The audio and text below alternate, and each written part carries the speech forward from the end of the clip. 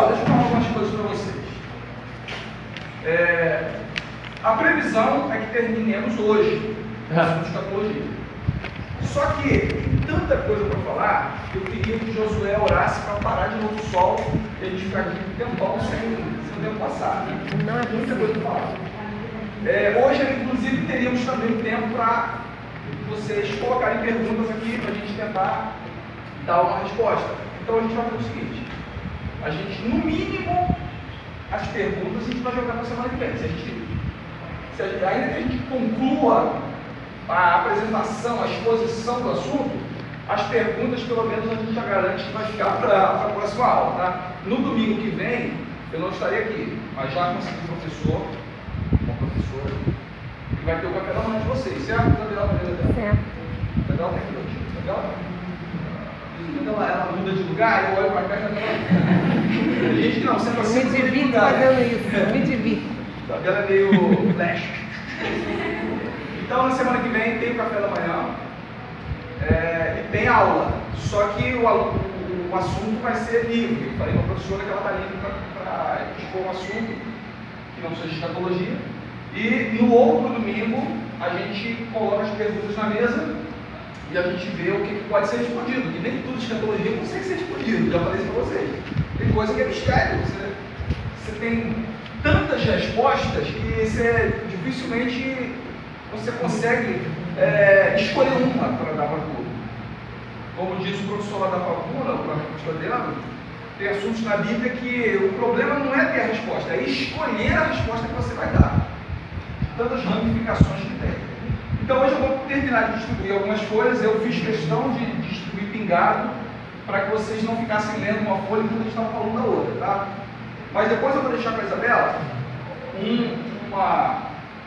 não sei se eu chamo de apostila, mas um conteúdo completo e em ordem, para que, se você faltou algum domingo e perdeu alguma folha, a Isabela, nossa secretária Flash, consiga repor para você aquela página que você não tem, tá? Vocês têm essa aqui, escatologia bíblica, que é a escatologia, certo?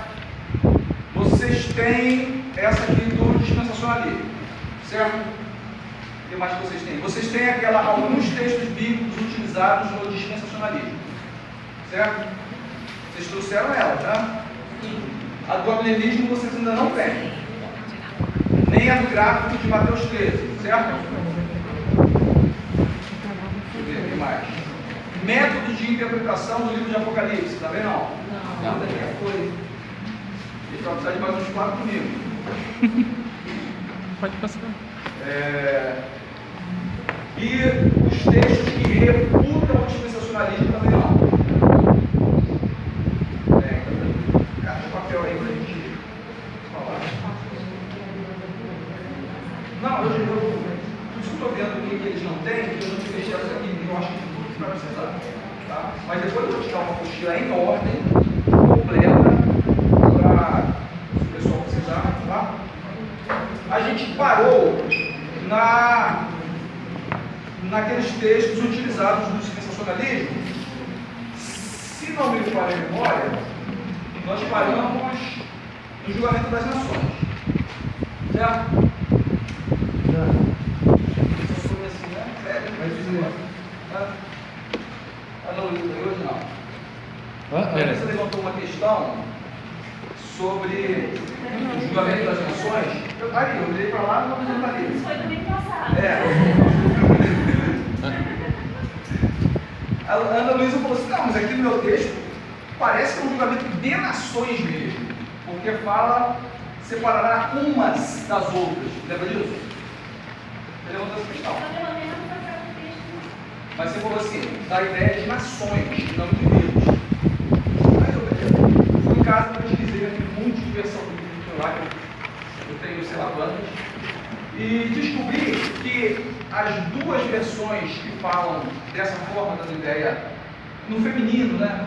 Separar umas das outras, dando ideia de as nações, são a NVI, Nova Versão Internacional, e a nova tradução na linguagem de hoje, NTLH.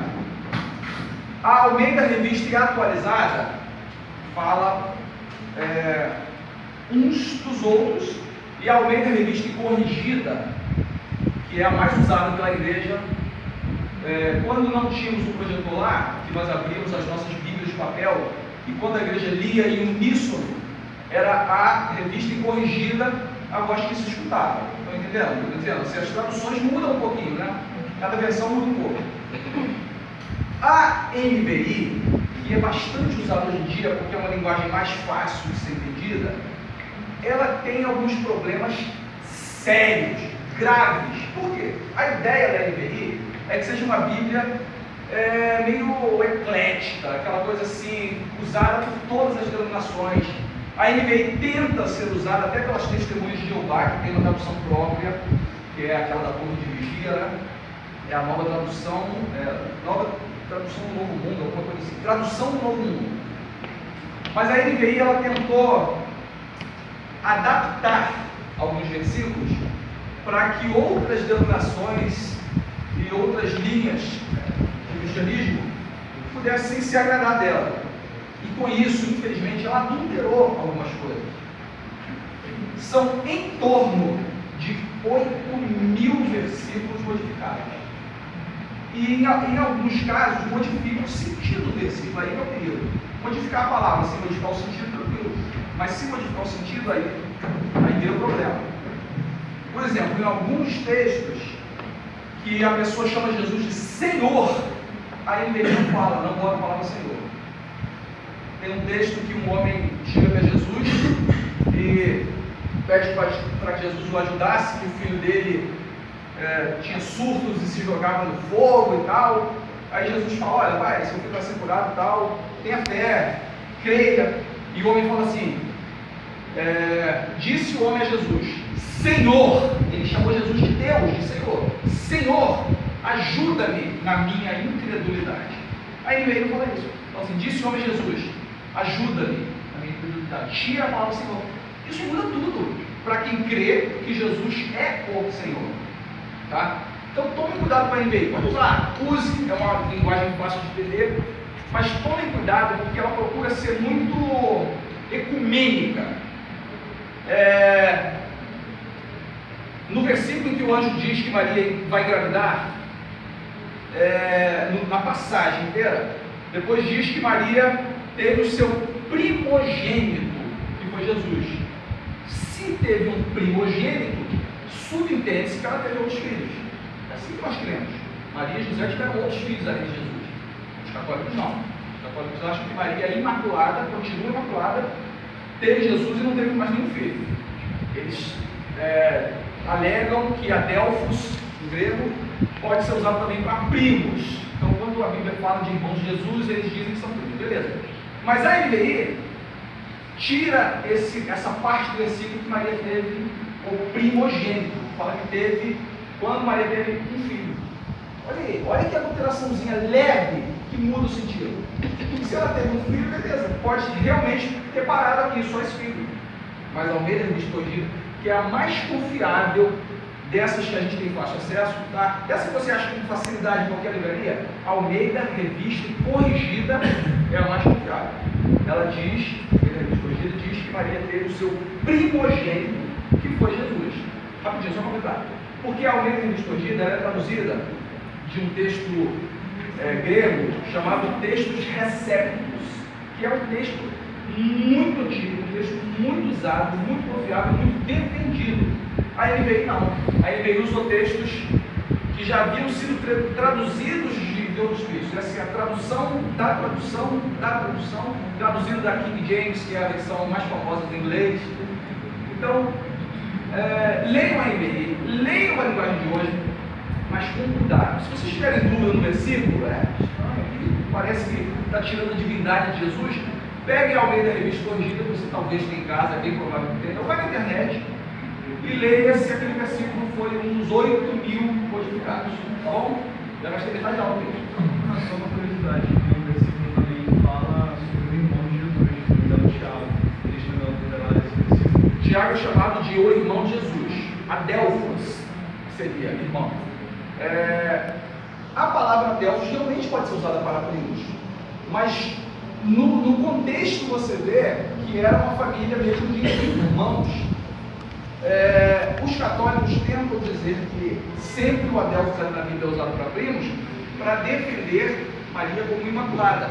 Mas tem um versículo que diz, quando José foi avisado pelo anjo, não abandone Maria. Não, ela não te trai não, ela está grávida sim, mas não é de outro homem, é do Espírito Santo. O anjo usou a José em sonhos, vocês lembram dessa passagem? Aí a Bíblia diz o seguinte, que José não conheceu Maria.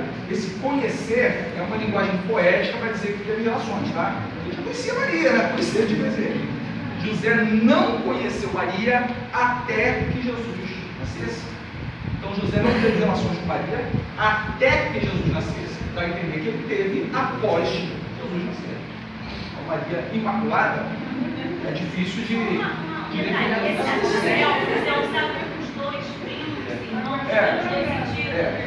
Uma parente próxima. Isso. Assim como no hebraico, não no grego, mas no hebraico, por exemplo, não existe a palavra avô nem neto.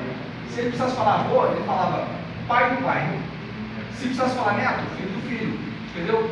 Por isso, quando fala assim, Jesus, filho de Davi, ele está buscando lá no hebraico, lá no Antigo Testamento. Jesus, descendente de Davi. Não é que seja filho assim, Davi é pai de Jesus, tá? Eles não tinham uma palavra específica para avô, bisavô. A gente tem demais, né? Avô, bisavô, tetravô, tataravô. A gente exagera. A gente diz exatamente qual é a geração que a gente quer. E eles só dizem pai ou filho. Vamos lá, vamos tentar adiantar um pouco a aula. Eu preparei para vocês, porque eu dei para vocês assim, alguns textos utilizados no dispensacionalismo, e aí no comentário, aqui no desenvolver da aula, eu ia falando das minhas anotações refutando esses textos. Então eu preparei para vocês a ilustração também do que eu tenho falado aqui. Tá? Alguém pode me ajudar a subir para eu não parar de falar aqui? Está tagarelando? Tirei 35, pelos programas, tirei 35 cópias. Eu tirava só 20. Então hoje eu acho que vai dar e vai soltar um pouquinho para as minhas acabadas. Acho que eu dei a minha original, tem uma meia amassadinha aqui. Então, ela falou. Obrigado.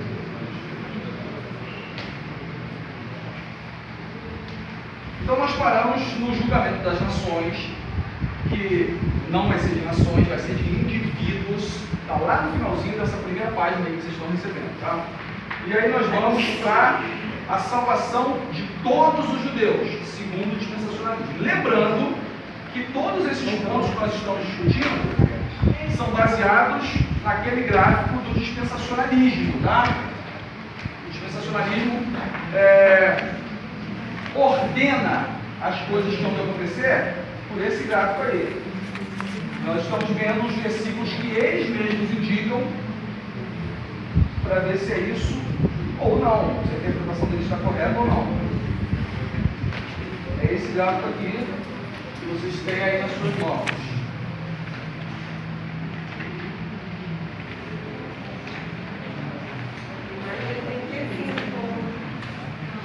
A salvação de todos os judeus, eles usam principalmente o texto de Romanos, capítulo 11, versículo 26. O capítulo inteiro de Romanos, o capítulo 11 inteiro, é um capítulo que fala sobre os judeus como eleitos, tá? Então é um capítulo que realmente levanta argumentos como se os judeus todos fossem salvos simplesmente por serem judeus. Só que você vê outros versículos em que Jesus ele detona os fariseus, que são judeus, dizendo: olha, Deus está tirando a obrigação, a honra de levar a palavra de vocês, dando ao povo que realmente viu a ele. Vocês não estão fazendo o que Deus mandou, né? Vários versículos do Novo Testamento, Jesus bate de frente com os judeus, principalmente os fariseus, dizendo que o reino seria tirado, a honra de levar o reino, de levar a palavra, seria tirada deles. Em Romanos 11, 26, não vamos ler o capítulo todo, mas o versículo 26 diz que todo Israel será salvo.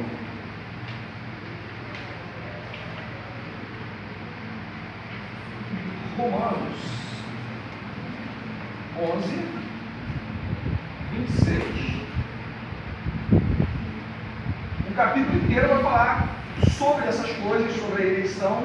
E aí no 26 ele fala assim: e assim todo o Israel será salvo, como está escrito, de Sião virá o libertador, desviará de Jacó as impiedades. E aí você, que já viu dentro desse capítulo algumas indicações sobre a salvação de Israel, aí você lê o 26 e fala: agora acabou, não preciso nem ter mais nada. Todo o Israel será salvo. O dispensacionalista diz que isso vai acontecer na grande tribulação. A igreja, a igreja é arrebatada. O próximo passo da história, segundo o dispensacionalismo, é o arrebatamento da igreja, não é, gente? É o próximo, vai acontecer agora. A igreja é arrebatada. Aí, enquanto está acontecendo as bodas do Cordeiro e o julgamento para você receber o seu galardão, a grande tribulação começa com o anticristo e tal, e durante os 7 anos de tribulação, todo o Israel se converte. Eles usam Romanos 11:26, eles usam o texto de Zacarias, eles usam Apocalipse capítulo 7, só que toda a igreja de Cristo, quando eu falo assim, toda a igreja de Cristo será arrebatada, eu estou falando de todos os membros da igreja? Sim ou não? Não, eu estou falando dos salvos. Então, se eu falar todo Israel, eu posso também estar falando só dos judeus salvos? Sim ou não? Posso, né? Aí tem alguns versículos aqui, ó. Eu escrevi assim: assim como toda a igreja de Cristo não significa todos os membros de igrejas, todo o Israel, que lemos no texto, significa todos os salvos, os judeus salvos. Veja o versículo 13 e 14, desse mesmo capítulo, 9 e 13. Porque convosco falo, gentios. É Paulo falando, ele era judeu, tá? Porque convosco falo, gentios, que enquanto for apóstolo dos gentios, exalto o meu ministério. 14. Para ver se de alguma maneira posso incitar a emulação da minha carne e salvar alguns deles. Então Paulo está dizendo: eu faço um esforço danado, gentios, gentio que não é judeu. Eu faço um esforço danado para pregar para vocês, para ver se eu faço os judeus acordarem, para ver se alguns deles se salvam, para ver se salvam alguns da minha carne. No próprio capítulo que o pessoal diz que Paulo está dizendo que todos os judeus vão ser salvos, Paulo diz que está difícil de salvar alguns judeus, tá? Mateus 21, olha o que Mateus fala sobre salvação de todo Israel. Do 42 ao 45. Será que todos Israel vão ser salvos? 42. Disse Jesus: nunca lestes nas Escrituras, a pedra que os edificadores rejeitaram, essa foi posta por cabeça do ângulo, pelo Senhor foi feito isso, é maravilhoso aos nossos olhos. Portanto, eu vos digo que o reino de Deus vos será tirado, estava falando com os fariseus, e será dado a uma nação que deu os seus frutos. E quem cair sobre esta pedra, despedaçar-se-á, e aquele sobre quem ela cair, ficará reduzido ao pó. E os príncipes e sacerdotes e os fariseus, ouvindo estas palavras, entenderam que falava de quem? Deus. Jesus está dizendo: olha, o reino de Deus vai ser tirado da mão de vocês e vai ser dado para um povo, uma nação, que vai dar frutos. Você quer acreditar? Israel espiritual. Oi? Israel espiritual. O Israel espiritual, exato. E pretendendo prendê-lo, recearam o povo com o motivo de profeta. Beleza. Aí tem mais, Gálatas 3. Gálatas É isso que eu ia falar, 7. Não é isso? 3, 7. Não, 3, 29. Está na colíria dele. Mas o 3, 7. Gálatas 4. Não, o 3, 7 eu não botei aqui, mas olha o Gálatas 3, 29. E se sois de Cristo, então sois descendentes de Abraão, herdeiros conforme a promessa. Paulo está falando assim: se você é de Cristo, você é considerado judeu. Você, nesse sentido, né, de eleição, você é filho de Abraão. Mas eu não sou filho de Abraão, eu sou filho de Madeira, de seu Manuel, né? Como é que esse negócio? Você é cristão, você aceitou a Cristo, então você é contado como descendente de Abraão. Isso que o próprio Paulo escreveu isso aqui, foi o que escreveu Romanos 11, falando que todo o Israel será salvo. Para Paulo, o Israel salvo é aquele que aceitou Cristo, tá? Lucas 3, ainda sobre esse assunto, isso tem que ficar claro, gente, porque a gente achar que o judeu vai ser salvo sem aceitar Jesus, é heresia. Não é um errozinho de tradução, um errozinho de interpretação, é heresia. Ninguém pode ser salvo a não ser pela fé em Jesus, pela graça. Lucas 3,8. Cadê Lucas 8? Lucas 3,8. Produzi, pois, frutos dignos de arrependimento, e não comeceis a dizer em vós mesmos: temos Abraão por pai, porque eu vos digo que até dessas pedras Deus pode suscitar filhos a Abraão. Jesus era irônico, né? Vocês ficam batendo no peito, tirando onda aí: eu sou filho de Abraão, eu sou filho da promessa, você salva. Deus falou assim: até essa pedra aqui pode escolher, você não, seu filho. Até essa pedra pode virar filho de Abraão. Então não fiquem falando isso, pelo contrário, produzam frutos dignos de arrependimento. Aí sim você vai ser um filho do Abraão espiritual. E para completar, Isaías, vou falar para o Antigo Testamento, Isaías 10, versículo 22. Porque ainda que o teu povo, ó Israel, seja como a areia do mar, só um remanescente dele se converterá. Uma destruição está determinada, transbordando em justiça. Ó, Isaías, que é do Antigo Testamento, vejam bem, Isaías estava falando muito mais para judeus do que Paulo fala, né? O próprio Isaías está falando: olha, ainda que vocês sejam incontáveis, um pouco de vocês é que se converterá. Ok? Então a salvação de todos os judeus, você pode entender em Romanos 11 que esse Israel são os salvos, independente de ele ser judeu ou não. Apocalipse 7, que fala sobre os 144 mil salvos das 12 tribos. O número 12 em Apocalipse dá a ideia de a medida está completa. O número que Deus quer alcançar se fechou.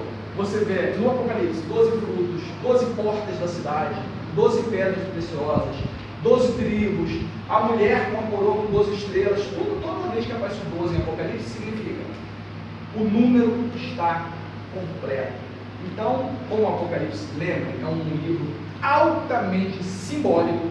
Esses 144 mil, que dá 12 tribos vezes 12 mil, significam a totalidade dos salvos. No capítulo 7 de Apocalipse, quando fala que 144 mil serão salvos, não é um número como os testemunhos de Jeová acham que é um número exato, só se salvarão 144 mil. Significa simbolicamente que o número de salvos vai estar completo na salvação. Não tem como um salvo não ser salvo. Okay? E Zacarias 13, que é também do Antigo, isso é legal porque no Antigo Testamento muitas das profecias eram exclusivas para Israel, outras não, outras respingam na igreja. E Zacarias ele fala para Israel de uma forma bem clara sobre salvação. Quem vai ser salvo de Deus? Será que é todo mundo dele? Zacarias 13, 8 e 9. E acontecerá em toda a terra, diz o Senhor, que as duas partes dela serão estipadas e expirarão, mas a terceira parte restará nela. E farei passar essa terceira parte pelo fogo, e a purificarei como se purifica a prata, e a provarei como se prova o ouro. Ela invocará o meu nome, e eu a ouvirei. Direi: é meu povo. E ela dirá: o Senhor é o meu Deus. Zacarias escreveu o seguinte: os judeus, uma terça parte dos judeus, invocará o Senhor, e Deus salvará. Então tem que se converter. Não tem salvação sem arrependimento e conversão. Tá? Botei na apostila: serão salvos porque invocarão o nome de Deus, não simplesmente por serem judeus. Senão todo o número assim, de Zacarias vai ser salvo. Zacarias fala que só a terça parte. Ok? Vamos para outro ponto lá do nosso gráfico. Que está na sua folha do pré-milenismo, tá? A prisão de Satanás. O único lugar, presta atenção nisso, isso também é importante em escatologia. O único lugar que se fala de milênio é Apocalipse 20. Não tem nenhum outro texto da Bíblia que fala de milênio. E esse pedacinho, que é um capítulozinho só da Bíblia inteira, provoca tantas ramificações. O dispensacionalista diz que Satanás no milênio ficará preso. Então o milênio não pode estar acontecendo como que é um atomista. Por que é que o Satanás estaria preso agora? Se está acontecendo esse monte de atrocidade por aí? Impossível, o Satanás está solto, fazendo o que ele quer. E eles usam o texto de Apocalipse 20, do versículo 1 até o 3, que diz o seguinte: e vi descer do céu um anjo que tinha a chave do abismo e uma grande cadeia na sua mão, uma grande corrente. Ele prendeu o dragão, a antiga serpente, que é o diabo e Satanás. Olha só, João coloca 4 dicas para você não ter dúvida de quem é. O dragão, quem é esse dragão? A antiga serpente, enganou Eva. Quem é essa antiga serpente? É o diabo. Tá bom, é Satanás. Quer que eu fale mais do que ele? Então você quer, cara? Ele prendeu o dragão, a antiga serpente, que é o diabo e Satanás, e amarrou-o por 1000 anos, e lançou-o no abismo, e ali o encerrou, e pôs selo sobre ele, para que não mais engane as nações, até que os 1000 anos se acabem. Depois, importa que seja solto por um pouco de tempo. Okay? Então, não leia não, pensa comigo. Se o alienista, que nós ainda vamos ver, acha que o milênio está acontecendo, Satanás tem que estar preso. Durante o milênio vai estar preso. É possível ou não? Parece estar preso? A gente olha, abre o jornal e se assusta, né? Com o nível de maldade, de falta de misericórdia que nós atingimos. Então, o pregador diz: Satanás está solto, agindo, e no milênio ele vai ser preso. Por isso, a terra inteira vai estar sem pecar, digamos assim, que não vai estar enganando as nações. Eu já ouvi muito que Satanás não reina no inferno, ele é preso no inferno. Ele não é senhor do inferno, a gente vê nos desenhos animados. Ele é um prisioneiro do inferno, então seria mais ou menos isso, como se ele estivesse preso, só que como não vai ter preparação. Não, o inferno seria o estado final. Né? Aqui não, seria uma prisão. No finalzinho, final do versículo 3, no finalzinho dessa prisão ele vai ser solto por um pouco de tempo. Aí você vai lá no começo do Apocalipse e diz: lamentai, ó terra, porque o diabo desceu até vós com um grande furor, sabendo que pouco tempo lhe resta. Então, no finalzinho dessa prisão, ele vai ser solto por um tempinho para descer a dele mesmo, para descer o porrete com todo o poder dele, né? Mas ele não é o rei do inferno com um tridente e comandando a chegada dos do fogo, não. A Bíblia diz que ele vai ser lançado no lago de fogo junto com os inimigos. Ele é um réu também. Tá? E aí a gente vai. Aí eu tenho que gastar todo o meu grego, que é desse tamanho, para ver uma palavrinha ali. Esse preso aí. Esse preso, está na sua apostila aí, o Elezano. E até aqui, ó. Eu coloquei um versículozinho em grego. Olha que bacana, hein? Olha aí, eu falei de nome grego. Só na grego. Essa palavrinha aqui, olha, essa palavrinha aqui, elezão, isso aí é Apocalipse 20, tá?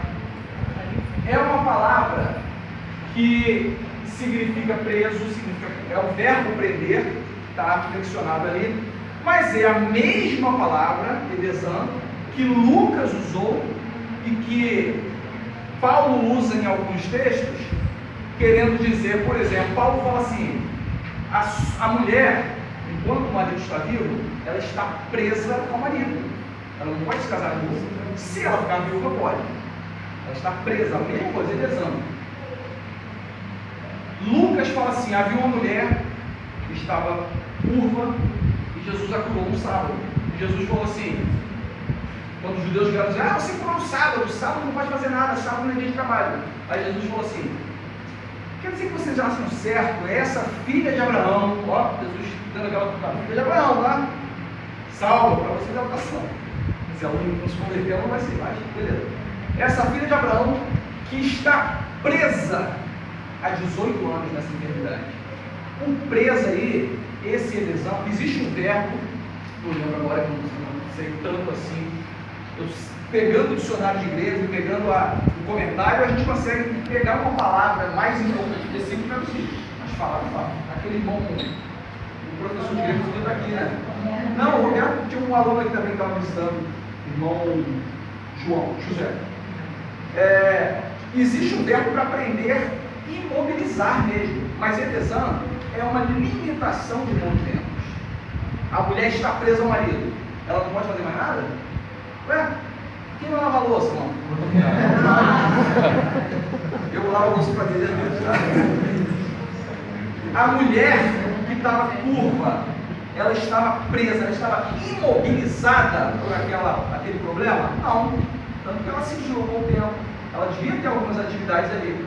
Então, a palavra, se Lucas e Paulo quisessem usar a palavra imobilizada, usariam outro termo. Da mesma forma, João, se quisesse falar que Satanás está imobilizado durante o tempo, ele usaria outro termo. Ele colocou etesan porque é uma limitação de movimentos, é um cerceamento da liberdade. Ele não pode fazer tudo o que ele quer, ele vai fazer na tribulação. Mas no milênio, ele não está imobilizado, ele está agindo. Se ele estivesse soltinho, feliz da vida, saltitante, a gente não estava aqui reunidos falando de Bíblia, não. A gente estava passando terreno, a gente cortando a nossa cabeça, e nós estamos não está fazendo nos países.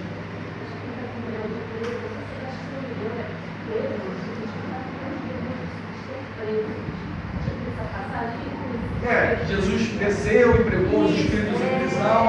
Ali é uma outra aula, é um assunto muito complexo ali para a gente nessa passagem.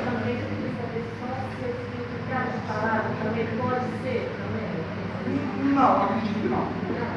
Porque os demônios em prisão ali está falando do espírito que está preso no pecado. Não é demônio.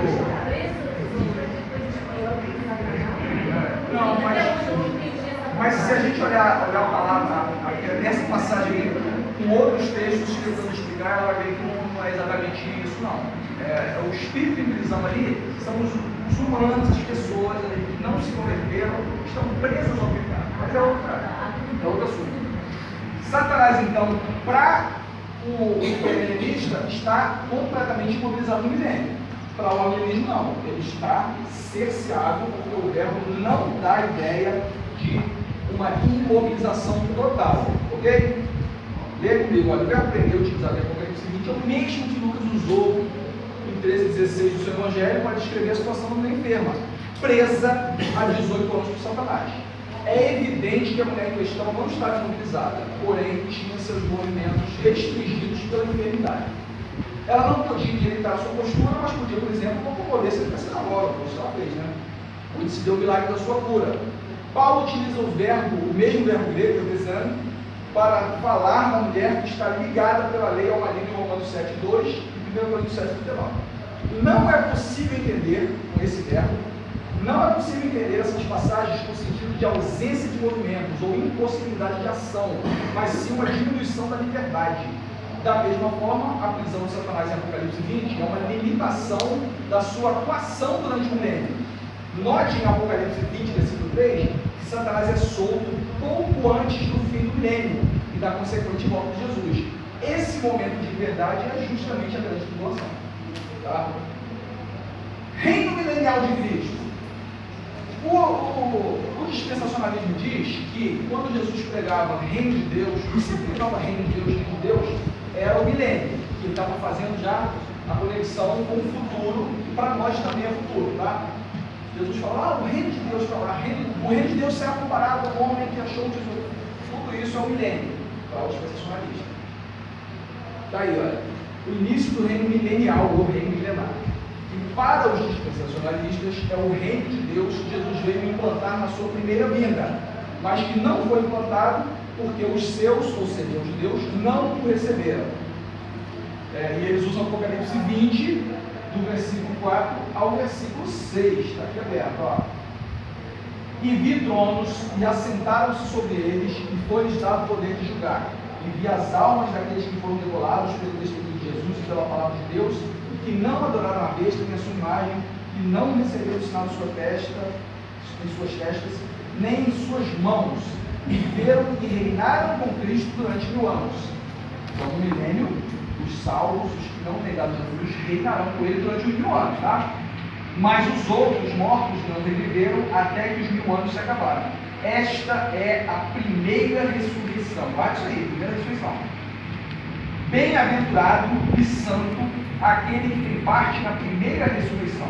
sobre estes não tem poder a segunda morte, mas serão sacerdotes de Deus e de Cristo e reinarão com eles 1000 anos. Primeira ressurreição, segunda morte. Então tem duas ressurreições, tem duas mortes, mas esse negócio. Volta para cá. Sobre o reino ter sido implantado ou não. Eu dividi aqui dois assuntos, né? Lucas 10, 11. Será que o reino foi... Para você o reino de Cristo foi implantado ou não? Pode falar, gente. Vai entender, bota para fora aí. Foi implantado? Vai ser o milênio. O reino de Deus é o milênio. Calma aí, vamos ver se é. Lucas 10, versículo 11. Até o pó da vossa cidade se nos pegou, sacudimos sobre vós. Sabei com tudo isto, que já o reino de Deus é chegado a vós. Dá uma ideia de quê? De presente, não de futuro, tá? Jesus está ensinando para os apóstolos: olha, entrem numa cidade, preguem, anunciem as boas novas e tal. Se eles não aceitarem vocês, não escutarem, até a poeira que pegou no sapato de vocês, na sandália, vai não levar nem a poeira pela cidade, mas anuncie claramente: olha, o reino de Deus chegou. Beleza, vai no versículo. Marcos 9:1. Dizia-lhes também: em verdade vos digo que, dos que aqui estão, alguns há que não provarão a morte sem que vejam chegado o reino de Deus com poder. Jesus está dizendo, então, alguns de vocês vão viver 2000 e poucos anos? Não. O reino de Deus está sendo implantado. Alguns que estão aqui estão vendo, vão ver isso acontecendo. O reino de Deus vindo, chegando com poder. O reino de Deus está implantado, não está adiado, tá? Lucas 17, essa aqui é sensacional, cara. Lucas 17, 20 e 21. Interrogado pelos fariseus sobre quando havia de vir o reino de Deus, respondeu-lhes e disse: para aí, se ele for dispensacionalista, ele vai responder assim: o reino de Deus vai chegar daqui a uns 2000 e poucos anos, ou 3000, ou 4000. Não vai ser nem aquele povo lá da Pentinópolis que vai vir, né? Mas ele responde o seguinte: o reino de Deus não vem com aparência exterior, nem dirão: veio aqui, veio ali, porque eis que o reino de Deus está dentro de vós. Tem algumas pessoas que dizem dentro de vós. O reino de Deus está entre vós, outras versões. O reino de Deus está em vós. O reino de Deus foi implantado na vinda de Jesus, na ressurreição dele. E ele está implantado onde? Hã? Nós. Ele está reinando ou está no seu coração? Aí você tem que responder. O reino de Deus foi implantado, não se deixe enganar. Ele reina na sua vida. Ele reina no seu coração. Certo? Nós cantamos isso, né? Reina em mim, Senhor. Então o reino de Deus ser adiado porque os judeus não receberam Jesus como rei é uma farsa, tá? Jesus veio com a missão de implantar o reino de Deus e foi isso que ele fez, ele cumpriu essa missão. Tem mais um versículo? Compare Lucas 1, de 31 a 33 com Marcos 28, 18. Essa também é bem clara. Mateus, desculpa. Lucas 1, de 31 a 33. Escutem aqui, leiam comigo. E eis que em teu ventre conceberás e darás à luz um filho e por-lhe-ás o nome de Jesus. Hoje não chama Maria, né? Este será grande e será chamado Filho do Altíssimo. E o Senhor Deus lhe dará o trono de Davi, seu pai. E ele reinará eternamente na casa de Jacó, e o seu reino não terá fim. Beleza, até aqui, o dispensacionalista vai dizer o seguinte: o anjo estava anunciando que Jesus, o Jesus homem, tá? A parte humana de Jesus, vamos dizer assim, veio cumprir a missão, e que Deus daria para ele esse tal reino ali. E a partir do momento que ele começasse a reinar como o rei, ele jamais sairia do trono. Mas aí ele pode entender, isso vai acontecer no milênio. Só que lá em Mateus 28, Mateus 28, 18, dá uma esclarecida para a gente aqui, olha. E chegando-se Jesus falou dizendo: é-me dado todo o poder no céu e na terra. Outras versões dizem: todo o poder me foi dado, ou toda a autoridade foi dada nos céus e na terra. Ele está falando como homem, porque ele já é o Deus. Ele está dizendo o que aqui? Aquilo que o anjo falou para Maria, se concretizou. Meu pai, o Deus Pai, entregou o poder e a autoridade. O reino começou. O trono de Davi jamais será abalado, não terá fim. Em outras palavras, o reino foi implantado. Se você não ler o texto assim, com uma intenção de um pensamento dispensacionalista, você entende com clareza. Mas o dispensacionalismo está tão arraigado em nós, porque só se fala nisso, livros, filmes. Eu vi um livro, um filme milenista, é sem graça, porque não tem aquela coisa apoteótica das pessoas sumirem, que o céu se abrir, aquele raio. Isso. Então, o dispensacionalismo é muito mais bacana. Vamos pegar isso porque é muito mais bonito, cara. Mas carece de sustentação, se é ou não bíblico, tá? Agora, sobre essa primeira ressurreição, que negócio esquisito é esse, hein? Tem Apocalipse 20. Primeira ressurreição, segunda morte, que negócio é esse? João 5:24, João responde, calma. João 5:24, ele vai mexer nesse assunto aí. Na verdade, eu digo que quem ouve a minha palavra e crê naquele que me enviou, tem a vida eterna, e não entrará em condenação, mas passou, olha que está passado, mas passou da morte para a vida. Até a NVI e até a linguagem de hoje concordam com isso. Jesus fala assim: aquele que crê em mim e no meu Pai entrou, começou a vida eterna. Estranho isso, parece que só depois que morre, né? No momento em que você se converte, o que a gente aprende nas aulas de batismo? O que acontece conosco? Morre para o pecado e ressuscita uma nova criatura. Ressuscita uma nova criatura. A primeira ressurreição de Apocalipse está aqui, implícita aqui. No momento em que você aceita Jesus, que você reconhece a soberania de Cristo, que você fala assim: eu me converto, eu entrego meu coração, você está ressuscitando, você está correndo e ressuscitando com Cristo, certo? Sem dúvida quanto a isso. Tem mais textos aqui que vão deixar isso mais claro. Romanos 6:11. Romanos 6, versículo 11. Assim também vós considerai-vos como mortos para o pecado, mas vivos para Deus em Cristo Jesus nosso Senhor. Você está morto para o pecado e você ressuscitou para Cristo. A sua vida agora é uma nova vida. Ok? Os salvos têm duas ressurreições. A primeira ressurreição é espiritual, na conversão. E a segunda ressurreição é física, né? Se nós morrermos antes de Jesus voltar, nós vamos ressuscitar essa segunda ressurreição na volta dele. Já os ímpios têm duas mortes. A primeira é a morte física, o cara ele morreu sem Jesus. E aí, Apocalipse 2 e Apocalipse 21 falam dessa tal de segunda morte. O cara já está morto, mas a condenação a viver separado de Cristo, a condenação ao lago de fogo, é chamada de segunda morte. Em Apocalipse 2, versículo 11, olha aqui, ó. Quem tem ouvidos, ouça o que o Espírito diz às igrejas. O que vencer não receberá o dano da segunda morte. A segunda morte não é a morte física, é a condenação. E Apocalipse 21:8, que é dentro do assunto do milênio, mas quanto, aliás, um capítulo depois, né? Mas quanto aos tímidos, incrédulos, abomináveis, homicidas, fornicadores, feiticeiros, idólatras, mentirosos, sua parte será no lago que arde com fogo e enxofre. Que é o quê? A segunda morte. Está claríssimo aqui, né? A segunda morte não é uma morte física, é uma condenação. Então você é salvo? Você já passou por uma ressurreição. Já está na vida eterna. Vai morrer fisicamente? Vai. Mas você já ressuscitou, vai ressuscitar de novo na vida de Cristo. Você não é salvo. Você morreu? Primeira morte. Você foi condenado? Segunda morte. Claro? Alguma dúvida quanto a isso? O salvo, duas ressurreições. Para o ímpio, duas mortes. O texto está bem.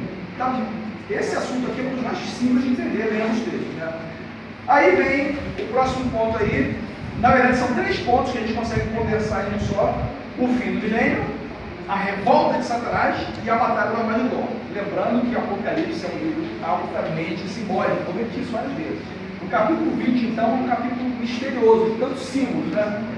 O fim do milênio, a revolta de Satanás, a batalha do Armagedon, tudo isso o arminianismo entende como uma grande tribulação, porque Satanás é libertado no final do milênio e ele consegue abarcar um grande número de pessoas para se revoltarem juntamente com ele, que é na grande tribulação.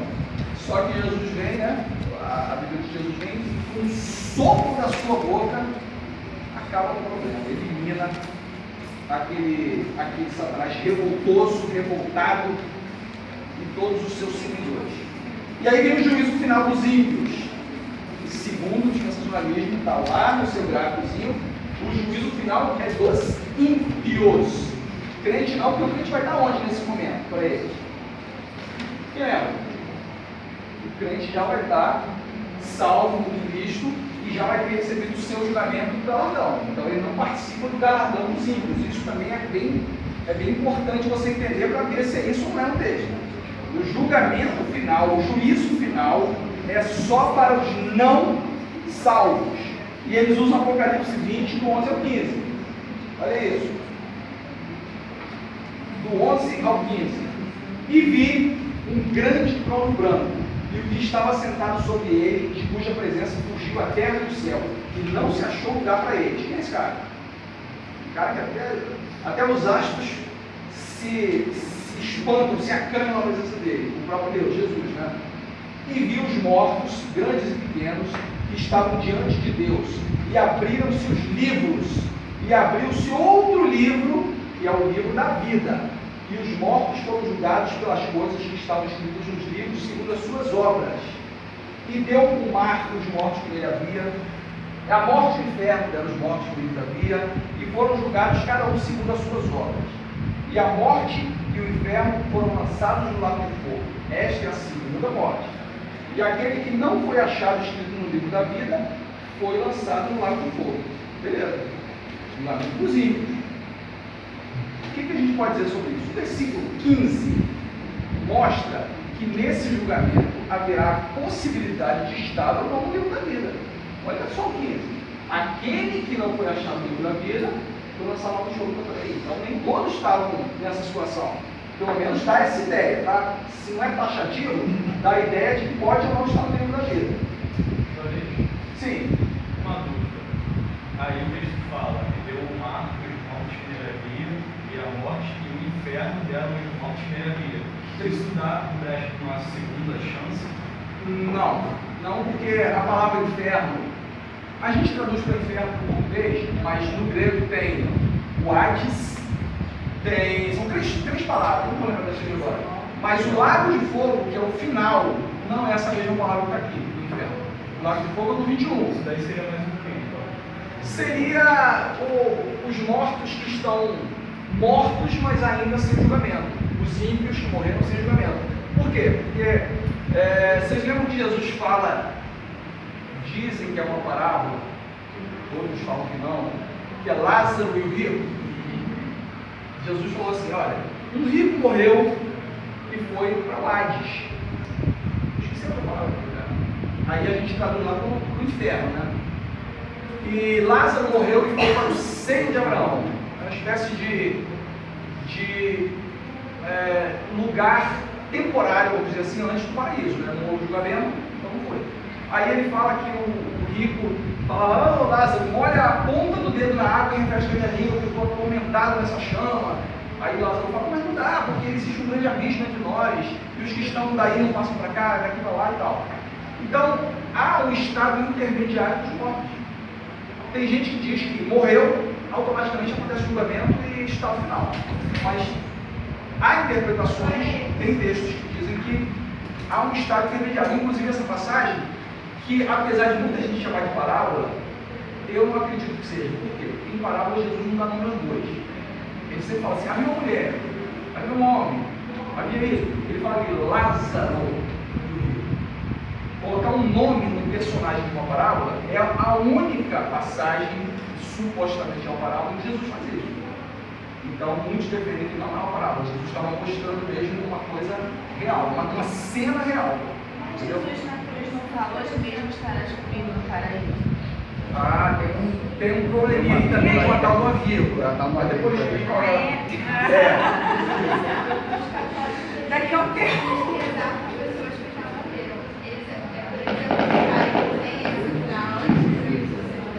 Os católicos, eles usam alguns livros que não estão na nossa Bíblia.